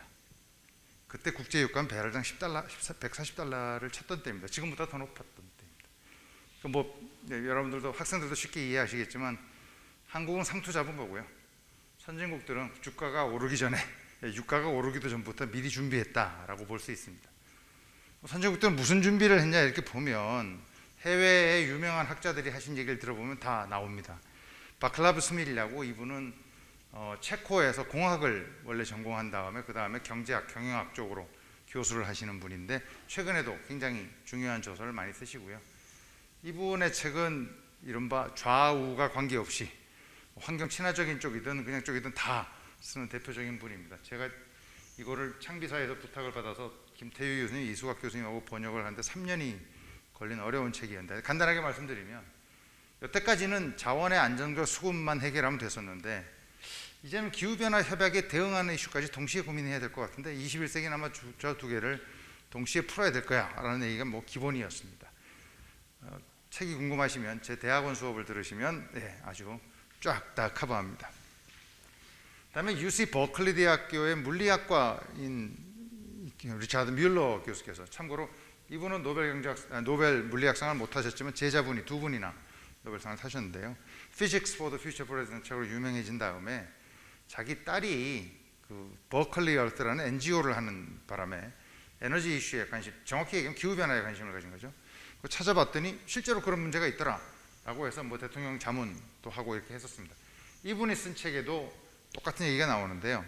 21세기에 가면 어쩔 수 없이 안정적 확보 말고 소비 쪽의 논쟁 또 신경 써야 될 거라고, 특히 기후변화 협약이 정말 중요하다면 개발도상국도 쓸 수 있는 싼 옵션, 어폴더블한 옵션이 꼭 필요하다. 선진국들만 할 수 있는 걸 해가지고는 결국은 해결 못한다. 이런 얘기를 굉장히 강조했었습니다. 실제로 유럽은 2001년부터 2002년 사이에, 미국도 2001년, 2002년 사이에 계획을 세운 다음에요. 전부 성공했습니다. 유럽은 보유한 석유가스전에 프랑스 원전을 가지고 있는 상태로 에너지 절약과 재생에너지, 아까 영국의 사례 이런 거 보셨겠지만 유럽은 태풍이 안 불거든요. 그러니까 풍력하기 좋습니다. 1년 내내, 이게 캘리포니아 이런 데 똑같다고 보시면 되니까 풍력하기 정말 좋은 동네입니다. 그러다 보니 문제를 해결해 버렸고요. CO2도 줄이고 에너지 수입도 줄이는 효과가 났고요. 미국은 쉐일가스가 터져버렸죠. 그래서 수출 국가가 되었다며 우리나라에도 수입하라고 해서 실제로 우리나라가 꽤 많은 양을 수입하기도 했었습니다. 그리고 자국 내에 있던 석탄 발전을 전부 가스 발전으로 바꿔버림으로 인해서, 참고로 여기는 수입하는 게 아니기 때문에 자기네 가스 갖고 하는 거기 때문에 가격이 전혀 오르지 않습니다. 굉장히 쌉니다. 그래서 싼 가격으로 전기를 CO2를 덜 나오는 쪽으로 생산할 수 있게 되면서 기후변화 문제도 사실 해결한 상태입니다. 미국은. 그럼에도 불구하고 트럼프 같은 경우는 그 말을 들을 생각이 없다. 내가 왜 니네 말을 들어야 돼? 이런 측면에서 반대한 거지 미국이 해결할 방법이 없는 게 아니라 미국은 이미 해결한 상태라고 보시면 되는 겁니다. 자, 이게 난감할 수밖에 없죠. 이런 경우가 유럽과 선진국이 다 성공해버리면 보통 그 다음은 어디를 쪼죠? 예, 저희 같은 나라, 한중일, 대만 이런 나라들을 이제 밀고 들어오게 됩니다. 선진국들이 왜 이렇게 했냐고 보니까 오펙이 뭔가 문제를 일으킬 거라고 생각했다는 겁니다. 1, 2차 석유위기 70년대, 80년대 때 선진국들은 사실 이 오펙 국가들한테 좀 심하게 당했던 겁니다. 그러니까 다시는 당하지 않겠다고 생각을 하고 아예 원천적으로 해결을 하기 위해서 오펙에서 수입을 하지 않겠다고 결정한 겁니다. 수입을 하더라도 딴 데서 수입하든지 다른 걸 하겠다고 한 거죠. 그로 인하여 열심히 탈출에 성공한 셈인 겁니다. 어떻게 해요? 기술 개발을 통해서 재생에너지를 하든 셰일가스를 하든, 그리고는 CO2 문제도 동시에 터트림으로써 아예 오펙 국가들이 어딘가 팔지도 못하게 돈도 벌지 못하게 하는 그 두 가지를 동시에 추조했다. 뭐 패권 이런 말까지 동원하지 않더라도 아마 쉽게 이해가 되실 겁니다. 그랬다가 방심한 사이에 러시아한테 두드려 맞은 상황이 되는 겁니다. 그래서 지금 유럽이나 미국이나 다 오펙에 가서도 좋은 소리 못 듣고 러시아에 가서도 좋은 소리 못 들어서 상당히 난감한 상황에 있다고 볼 수 있습니다. 사실 러시아가 문제를 터뜨리지 않았다면 어떻게 되었을지 참 궁금한 게 많은데요. 하여튼 이런 것들이 이제 중요 이슈였다고 볼 수 있는 겁니다. 그렇다고 해서 21세기의 선진국들이 벌렸던 내용들이 그러면 사라졌냐? 아직 모릅니다. 지금 당장은 심각한 위기가 있으니까 올해, 내년은 어떻게든 버틸 거라고 보이지만 문제가 빨리 해결된다면 원상태 복귀를 하겠죠. 그러고 다시 기후변화 뭐 이런 걸 강조하지 않을까 싶습니다. 이게 터지기 바로 직전에 유럽이 탄소 중립을 선언했을 때 전 세계에서 제일 대표적인 컨설팅 회사인 맥켄지가 넷 제로 유럽이란 보고서를 내놓습니다. 실제로 치고 들어가 보시면 뭐 몇 페이지 안 되는 짧은 보고서니까 여러분들도 다 읽으실 수 있을 겁니다. 탄소 중립의 주요 수단으로서 전기화 및 탄소 중립 발전, 수소, 에너지 효율 증진이라는 세 가지를 제일 앞에 제시하고 있습니다. 사실 뭐 유럽만 이런 게 아니라 전 세계가 뭐 다 비슷한 형태라고 볼 수 있는 겁니다. 여기서 보시듯이 특히 유럽 같은 경우에도 전기화를 해야 된다입니다. 왜냐하면 에너지를 사용하는 데 있어서 사실 전기로 사용하는 형태는 그렇게 많은 퍼센트가 있지 않습니다. 아마 대부분 공대 쪽이신가 아시겠지만 열을 써야 되는 데는 전기로 열을 내는 건 굉장히 비효율적이죠. 그러니까 곧바로 다이렉트리 그냥 석유석탄가스를 써서 열을 내는 쪽을 쓰고 있는데, 자 이제 우리는 그걸 뒤집어야 되는 상황이 되는 거죠. 열을 내기 위해서도 전기를 내야 되는 거고, 그래서 비효율적이 되지만 어떻게든 그 전기를 쓰게 만든 다음에 그 전기를 청정한 방법으로 생산해야 되는 그런 상황으로 넘어간다고 볼 수 있겠습니다. 그럼 도대체 한국은 어떤 상황일까요? 이러다 보니 선진국이 2015년 파리 협약을 끝내고 곧바로 R&D를 2배 늘리자는 협상을 하게 되고 21개 나라와 같이 협상을 하게 된다. 이걸 미션 이노베이션이라고 부르고요. 이미 목표 연도가 2021년까지였으니까 이미 달성을 했습니다. 우리나라도 참여하고 있고 여기 보시다시피 다양한 분야에서 R&D를 2배 늘리는 걸로 이미 벌써 하고 있고, 지금 현재 늘어나고 있는 R&D는 다 이런 것들에 위한 겁니다. 즉 선진국들은 기술 개발을 통해서 어떻게든지 석유석탄가스를 줄이는 쪽에 옵션을 쥐고 그걸 바탕으로 해보겠다라는 것을 볼 수 있겠습니다. 이런 것들이 있어서 오늘 이제 손 박사님의 말씀을 들으시면 이게 진짜 어떤 형태로든지 우리나라 입장에서는 중요한 솔루션이 되겠구나, 앞으로 여러분들의 미래가 되겠구나라는 걸 아마 좀 이해하실 수 있지 않을까 이렇게 생각이 됩니다. 그래서 오늘 토론을 좀 강하게 하기 위해서 제가 두 가지 이슈를 끄집어냈습니다. 첫 번째는 한국인데요. 저도 정부의 정책을 얘기하고 있고 하지만 신기하게도 얘기하지 않고 있는 게 있습니다. 한국은 전체 에너지 소비량 중에 전기 소비량이 20% 수준밖에 안 됩니다. 즉 80%는 전기가 아닌 방법으로 소비를 합니다. 근데 CO2를 줄이려면 저희도 40몇 퍼센트 이상을 바꿔야 되는 상황이 되는 겁니다. 즉 80에 40% 이렇게 대강 계산하시더라도 대강 지금의 전기 생산량의 2배에서 3배까지 늘어나야 된다고 생각할 수 있겠죠.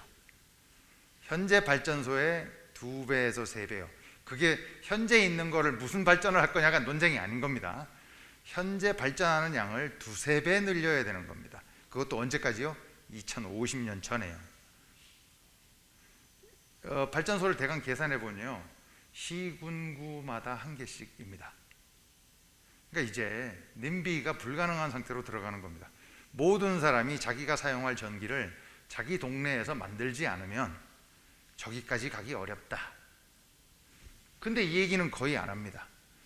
앞에서도 여러 얘기 손 교수님, 손 박사님 얘기하셨지만 사실 국민들이 받아들이지 않으면 이게 참 하기 어려운 거고요. 이걸 설득하는데 사실 유럽도 만만치 않은 여러 가지 고통을 겪고 있습니다. 이게 CO2를 30, 40% 줄일 때는 이걸 옵션을 꼭 안 써도 됩니다. 다른 걸 쓸 수 있는데요. CO2를 100% 넷제로까지 가려면 이거 무조건 가야 되는 옵션이 됩니다. 그러니까 그 사이에 거대한 간극이 존재하게 되는데, 그러면 전력 분야는 과연 이런 걸 준비할 됐는가? 또는 지금의 공사 시스템으로 과연 거기까지 정말 갈 수 있는 거 맞나? 또는 공사가 그대로 있다고 하더라도 국민들은 그러면 어떻게 참여해야 될까? 국민 참여 없이 과연 거기까지 갈 수 있을까? 여전히 상당히 많은 분들이 전기세라고 부르고 있는 이 상황에서 과연 정말 그렇게 갈 수 있을까? 두 번째는 선진국들이 이미 무역장벽으로 사용하는 사례가 많이 늘어나기 시작했다는 겁니다. 앞에서 RE100, ESG 말씀하셨고요. 회사들 같은 경우는 지금 심각한 상황으로 넘어가 있죠. 탄소 국경세도 원래는 중간재만 하겠다 그래서 철강제만 걸리는 줄 알았더니 유럽이 조용히 늘리기 시작했습니다. 이건 뭐 완벽하게 니네 나라에서 생산했어 그냥 무조건 세금 내 하는 거랑 예전에 미국이 슈퍼 301조 뭐 이런 거랑 거의 다르지 않다고 보시면 되는 겁니다. 그러니까 우리나라 같이 전 세계에 수출하는 나라 입장에서 보면 이건 심각할 수밖에 없는 상황이 됩니다. 자, 이 무역 장벽을 뚫고 이건 어떻게 신기술로 개발했다고 치죠. 근데 과연 그렇게 만들어지는 신산업이 고용 창출도 될까? 아마 젊은 학생들은 제일 관심 있는 부분이 아닐까 이렇게 생각이 돼서 고의적으로 이 이슈를 들고 들어왔습니다. 전부 자동화 뭐 이렇게 되어버리면 데이터 센터 같은 데는 솔직히 고용이 거의 안 되지 않습니까? 전기는 많이 쓰지만. 그럼 어떻게 하면 고용도 되면서 기존의 제조업보다 훨씬 더 기존의 에너지 산업보다도 고용도 어느 정도 유지하면서 갈 수 있을까? 어떤 신산업이 그러면 그 중에서 가장 고용이 잘 될 것 같은지 혹시 손 박사님께서 한두 개 찍어주시면 어떨까 하고 이렇게 토론을 마치도록 하겠습니다. 고맙습니다.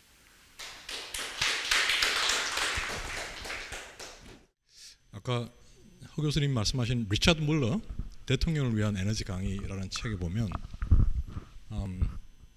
그 에너지 지구 온난화를 바라보는 그 입장이 한 5가지인가 좀 되어 있습니다. 그중에 뭐 얼라미스트부터 시작해서 디나이어까지 5가지가 이렇게 분류가 됐는데 그중에 디나이어는 트럼프 계열의 사람이고 얼라미스트 같은 경우에는 툰베리에 해당되는 그런 사람입니다. 중간에 루크 와미스트라고 했어요. 루카 성경에 나오는 루크 와미스트는 모르지만은 해야 되니까 나는 최선을 다하겠다. 그렇지만 아직까지도 이게 내가 하는 일이 정말 잘 될지 안 될지는 모르지만은 나는 최선을 다해야 되겠다라는 게 아마 루크 와미스트의 그 어떤 데피니션이었는데 결국 저기 말씀하신 저 두 질문 다 결국 우리가 지금 할 수 있는 최선의 방법은 결국은 루크 와미스트니까 사실은 그 지구 온난화를 바라보는 입장에 대해서도 상당히 많은 차이가 있고 실제 실현 가능한 수단들이 우리가 얼마나 동원 가능할 것인가에 대해서 굉장히 일을 하면서도 굉장히 회의적입니다. 그래서 특히 정부가 바뀌면서 정책이 바뀌고 하는 과정 중에서 과연 이게 우리가 어디까지 가능할까라는 많은 회의적인 부분이 들지만 그래도 루가의 입장과 같은 어떤 그런 스스로가 최선을 다하는 그런 수밖에 없다. 그러면 지구 온난화가 오든 안 오든 결국에는 어떤 역할을 해내가는 그게 아마 루크 와미스트. 그래서 사실 저는 그 분류 중에 5가지 분류 중에 루크 와미스트라는 부분은 굉장히 인상 깊게 지금 아직 머리에 남아 있는데 아까 그 뮬러 책을 교수님이 소개해 주셨길래 갑자기 그게 생각이 났고요. 그런 상황에서 사실 첫 번째, 두 번째 부분은 굉장히 쉽지가 않죠. 그러니까 결국에 전기를 느리되 탄소를 배출하지 않는 전기를 내려야 되는 거죠. 그러니까 허 교수님은 그냥 전기량을 늘린다는 것인데 저기다가 실제로 해야 되는 것은 탄소를 배출하지 않는 전기를 늘려야 되는 것이 중요하고 그러기 위해서는 결국에는 원자력과 재생에너지 밖에 없고 우리가 이제까지 친숙한 화석 연료 에너지는 계속 페이드 다운 될 수밖에 없고, 물론 지금 이제 우크라이나 사태 때문에 전 세계적으로 굉장히 힘든 상황이지만은 어떤 그런 방법밖에 없는데, 그 루크 와미스트의 누가의 그 입장은 뭐냐면, 그럼에도 불구하고 나는 해낸다는 거거든요. 그럼에도 불구하고 나는 도전을 하겠다. 그럼에도 불구하고 여러 가지 어려운 상황은 있지만은 재생에너지 보급은 확대가 돼야 되겠고요. 원자력은 적절한 역할을 해야 될 것이고, 이거에 대해서 우리가 계속 해나가는 수밖에 없지 않나 그렇게 생각을 하고 있고요. 특히 이제 이 두 이슈가 그 부딪힙니다, 그죠? 결국에는 재생에너지 비중 확대, 원자력 비중 확대는 결국에는 각자가 해야 될 것이 아니라 서로가 함께 공존할 수 있는 방안으로 이렇게 가야 되는 상황이고, 그러다 보니 재생에너지 쪽은 부하 가능성 문제 해결하기 위한 ESS 쪽 관련된 액티비티가 많이 해결돼야 되고, 원자력 쪽은 그 원자력의 경직성을 해결하기 위한 그 ATF라고 그럽니까? 그 Accident Tolerant Fuel, 그러니까 부하 추종이 가능한 운전 같은 기술들이 해결이 돼야 되는데, 결국에는 사실은 그런 기술들이 만들어진다 하더라도 지금과 같은 사회적인 어떤 그 경직된 논의의 구조 속에서는 사실 이 두 기술이 서로가 만나기 힘들다. 어떤 거기에 대한 것도 그랬죠. 그러니까 뭐 기술적으로, 그러니까 재생에너지 하시는 분들은 ESS에 대해서 관심을 많이 두고, 원자력 하시는 분들은 ATF에 대한 관심을 많이 둬야 되지만은 궁극적으로 합치는 부분에 대해서는 결국 이게 기술자 영역이 아니기 때문에 많은 부분들이 조금 뭐 자기의 욕심을 내려놓고 어떤 두 개를 합치는 데 대한 어떤 그런 노력을 더 많이 해야 되지 않겠나 그렇게 생각을 하고 있고요. 이런 부분에 대해서 뭔가 앞으로도 좀 학문의 영역도 좀 더 생겨나지 않을까. 그 두 가지의 어떤 경직성 전환을 서로 매치시켰을 때 생기는 문제를 해결할 수 있는 어떤 그런 부분들이 조금 더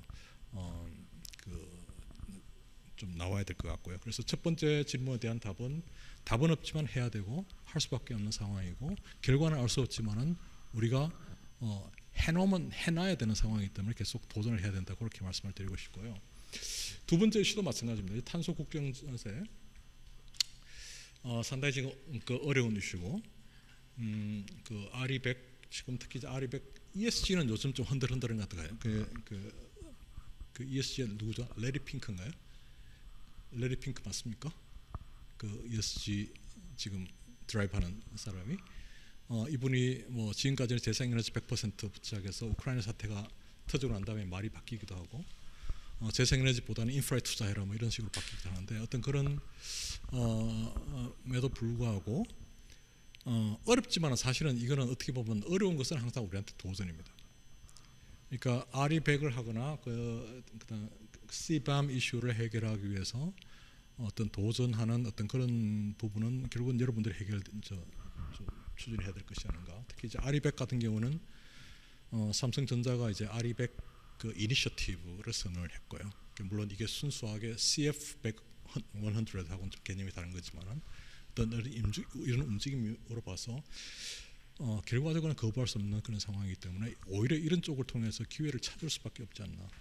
그게 결국에는 우리가 여기 계시는 분들이 결국 앞으로 새로운 직장을 만들어내고 새로운 산업을 창출하고 어떤 그런 방법으로 갈 수밖에 없지 않나. 그러다 보면 이제 저 방법이 찾아질 것이고, 특히 이제 최근 이제 우크라이나 사태 때문에 세계적으로 에너지 시장이 상당히 어렵습니다. 많은 부분들이 위축이 되고, 많은 부분들이 이제 우리나라도 아마도 올 겨울에 석탄 발전을 비중을 더 확대를 해야 될 것 같습니다. 지금 상황 같으면 가스 요금은 오르고요, 재생에너지는 준비가 안 돼 있고, 이런 상황에서 굉장히 어렵지만 궁극적으로, 그러니까 이건 단계적인 이슈고, 궁극적으로는 이제 결국에는 어떤 그 재생에너지 비중 확대, 그다음 원전과의 어떤 융합되는 부분, 그걸로 통한 그 과정 중에 새로운 산업을 만들어내고 하는 부분들은 사라지지 않을 이슈가 아닌가 그렇게 보고 있습니다. 그래서 이제 허 교수님은 저 두 개 이슈를 굉장히 좀 저한테 조금 챌린지를 주시려고 굉장히 좀 비관적으로 말씀하시는데, 저는 오히려 저런 기회를 저는 그 이슈를 좀 기회로 활용할 수 있는 어떤 그 또 다른 챌린지, 그러니까 도전할 수 있는 어떤 그런 기회를 마련하는 것이 중요하다. 뜬구름 잡는 얘기지만 그렇게 좀 대략적으로 말씀을 드리고 싶습니다.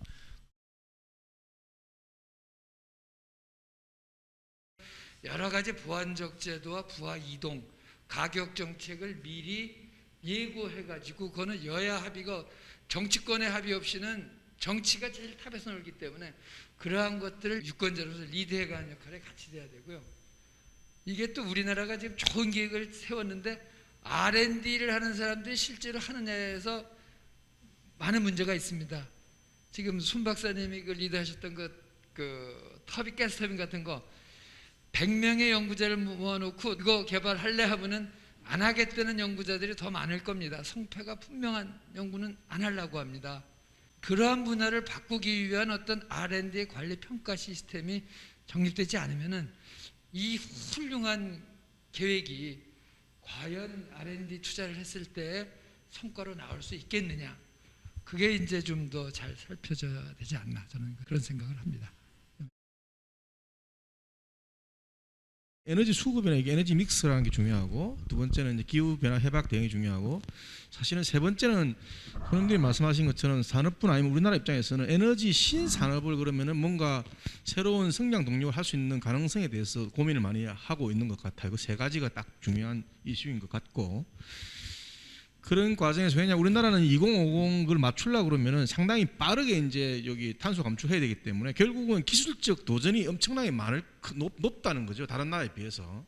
그런 측면에서 이제 그게 성공하면은 꽤 이제 있어 보인다, 이런 측면이 하나 말씀드리고 싶고, 여기 이 장표로 있어 그러는데 지금 마지막에 질문 저게 저는 한번 여쭤보고 싶은 게, 자 위에 있는 이제 빨간 거라고 쭉 저런 거 다 이해할 거고, 에너지 신산업은 이러한 새로운 무역 장벽을 뚫고 고용 창출이 가능할까? 저 질문에 대해서 한번 생각해 볼 필요가 있는데, 제가 생각할 때는 저 위에서 쭉 말씀하신 탄소 쿠킹스라든가 RE100이라든가 ESG 이런 부분들은 제가 생각할 때는 저 주어가 에너지 신산업은 뭐 이러한 게 아니라 우리 산업이라는 게 더 주어 맞아 보이는 거예요, 제 눈에는. 아니면은 질문을 아예 반대로 해가지고 에너지 신산업은 뭐 선진국의 기술 우위를 추월해가지고 새로운 수출 산업 내지는 자리 잡고 뭐 고용 창출이 가능할까, 그렇게 질문을 좀 저는 좀 바뀌어야 되지 않냐, 그런 의문이 좀 드는 거예요. 그래서 이제 그거 한번 토론해 보고 싶습니다. 전력 생산 같은 경우에 민간 주도로 이제 점점 바꿔나가야 한다고 하셨는데, 그러면 현재는 정부가 전력 양 중에 절반 이상을 차지하고 있는 상황에서 정부 주도의 전력 발전을 한다면 나중에 정부의 역할은 민간 주도 발전을 감사 혹은 관리하는 역할로 이제 점점 이전한다고 저는 생각을 하는데, 그런 상황에서 정부는 어떤 위치, 그 전력 생산이 있어서 어떤 위치로 가야 하는지 궁금합니다.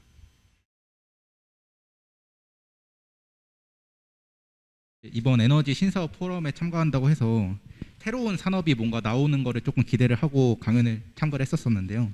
결국에는 뭔가 뭐 태양광이라던가 아무튼 기존에 이미 개발된 사업을 좀 효율을 증가시키는 그런 방향의 내용만 말씀해 주신 것 가지고 사실 약간 지금 의문이 드는 게, 그러니까 이미 저는 자연이나 뭐 지구에서 얻을 수 있는 에너지는 이미 끝난 것인가, 그런 게 조금 의문이 들고, 그래서 태양광이라던가 풍력이라던가 기존에 이미 개발된 그런 기술만 계속 키우는 것이 맞는지, 아니면 다른 분야도 있는데 우리가 건드리지 못하거나 아니면은 아예 뭐 에너지 효율이 기존에 개발된 것에 비해서 훨씬 낮은지, 그런 게 조금 궁금합니다. R&D의 개념으로 따지면 엄청나게 많이 있어요. 근데 이제 지금 얘기하는 건 산업화해야 되기 때문에, 즉 앞에도 강조하셨지만 돈을 만들어야 되는 상황으로 가자면 지금 보이는 기술이 다인 건 맞는 거죠. 그런데 그게 아니라 R&D 단계에 있는 신기술을 얘기하시자면 뭐 거대하게 많이 있는 겁니다. 굉장히 많이 있고요. 그리고 여기 소개 안 되는 기술들 중에 예를 들어 유럽에서 하고 있는 것들 중에 재미있는 거를 말씀드리려면 아예 에너지를 안 쓰는 쪽 기술로 가는 경우도 많습니다. 혹시 여러분들 상점에 가셔서 가격표 붙어 있는 거 보신 적 있으세요? 그게 종이가 아니라 디스플레이라는 거 알고 계시는 분들 있으신지 모르겠는데, 그럼 얘는 어떻게 작동할까 한번 생각해 본 적 있어요? 전기를 공급 안 합니다. 그래도 작동을 합니다. 이런 쪽으로 개발하는 산업들도 계속 만들어지는 거죠. 이제 그런 것들이 앞에 아까 얘기한 벤처라든가 이런 걸 통해서 새로운 제품을 만드는 쪽의 것들을 할 수 있지 않을까. 즉 현존하는 테크놀로지만으로도 우리가 보지 않았던 다른 분야로 적용할 수 있는 테크놀로지는 충분히 많거든요. 그런 산업이 앞으로 많이 나오면 좋겠다라는 얘기를 한 거고요. 어떻게 적당히 대답이 됐는지 모르겠습니다. 그러니까 아, R&D 네, 개념으로는 감사합니다. 굉장히 많이 있고 아마 지구환경과학부 교수님도 많은 R&D를 하시고 있는 걸로 그렇게 알고 있습니다. 융합부터 시작해서 아직 상용화라고 얘기하지만 이제 돈이 돼서 실제로 건설하기엔 아직은 아니지만 아이언맨의 가슴에 달고 있는 거 그런 것들 다 포함되는데 그런 거로 보시면 됩니다. 연구는 정말 하고 있거든요. 여기 나온 질문은 사실 말씀하신 게 맞습니다. 제가 일부러 고의적으로 뒤집어서 쓴 겁니다. 지금 현재 제일 두려운 건 뭐냐면 기존 산업들이 한국을 떠나버리는 겁니다. 저걸 못 맞추면 방법이 없죠. 그러면 한국의 공장을 안 짓죠. 이 얘기는 뭐냐면 한국의 공장을 지어서 만들어내는 물건들은 수출할 수 없다가 되는 거니까요. 그러면 외국의 공장을 짓게 됩니다. 아리백이나 ESG를 만족시키는 어디겠습니까? 유럽이든지 미국이든지 이렇게 되겠죠. 저게 무역장벽이라고 밖에 볼 수 없다는 거고 그 형태가 가장 안 좋은 형태로 나타나는 게 공장이 아예 이전해버리는 거죠. 이제 그게 고민인 겁니다. 그럼 이제 작게는 기존의 산업이 그렇게 하지 않도록 에너지를 공급하는 형태도 있을 것이고요. 더 크게는 아예 에너지를 그렇게 쓰지 않는 형태의 산업을 만들어낼 수도 있겠죠. 그런 고민을 저희가 해야 되지 않는가라는 거죠. 그 정도 가지 않으면 쉽지 않을 것 같아 보인다. 그 이유는 다들 아시겠지만 한국이 자원이 없는 건 아닌데요. 금수강산이라 많은 분들이 사십니다. 똑같은 게 일본도 그렇고요. 중국도 그렇습니다. 사람이 많이 살아서 수요를 감당하는 게 쉽지 않습니다. 그러나 유럽이나 다른 나라 가시면 빈터가 많고요.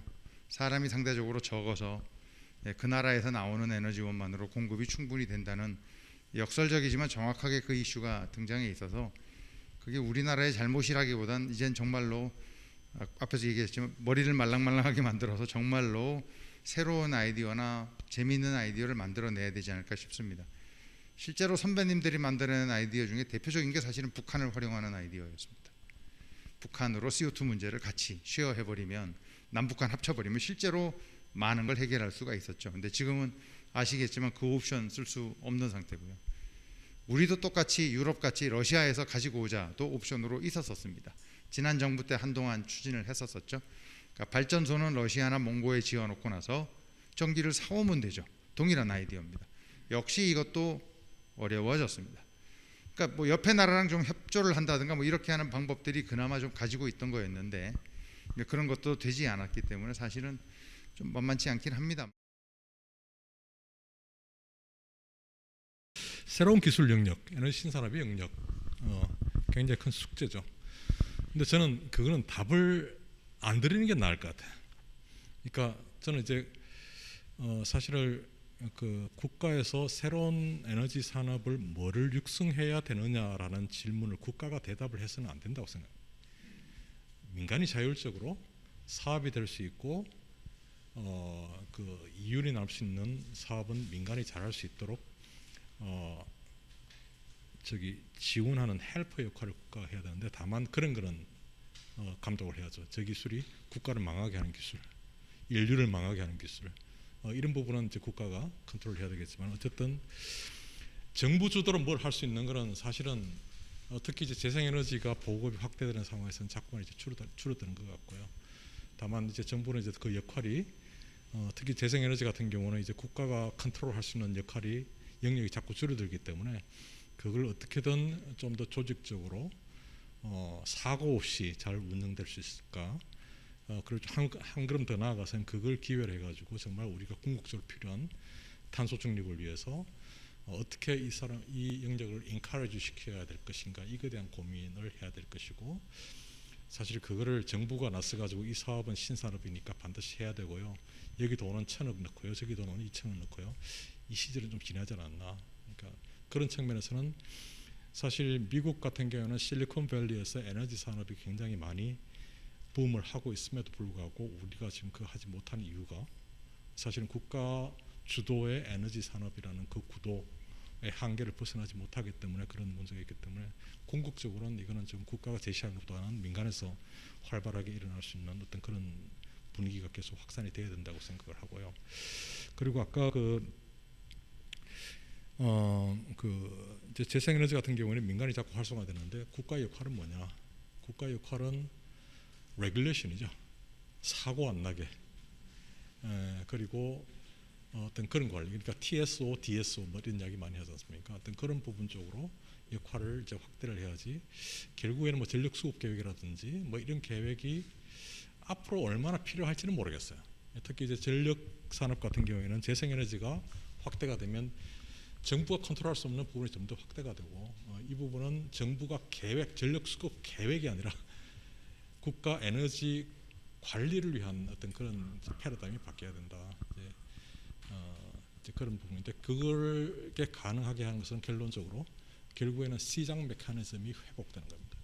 시장 메커니즘이 일반 사람들이 재생에너지라든지 원자력 포함해 앞으로 원자력도 뭐 SMR 통해 가지고 사업이 활성 비슷한 상황인데 이런 사업을 했을 때 베네핏이 되면 사업이 할 수 있게끔 태양광도 우리가 슈퍼에 가가지고 태양광 카트리지를 싸가지고 집에서 설치하면 우리가 한전에서 사는 것보다 더 많이 더 싸게 전기를 만들 수 있다 그러면 사람들이 그게 쓴단 말이죠.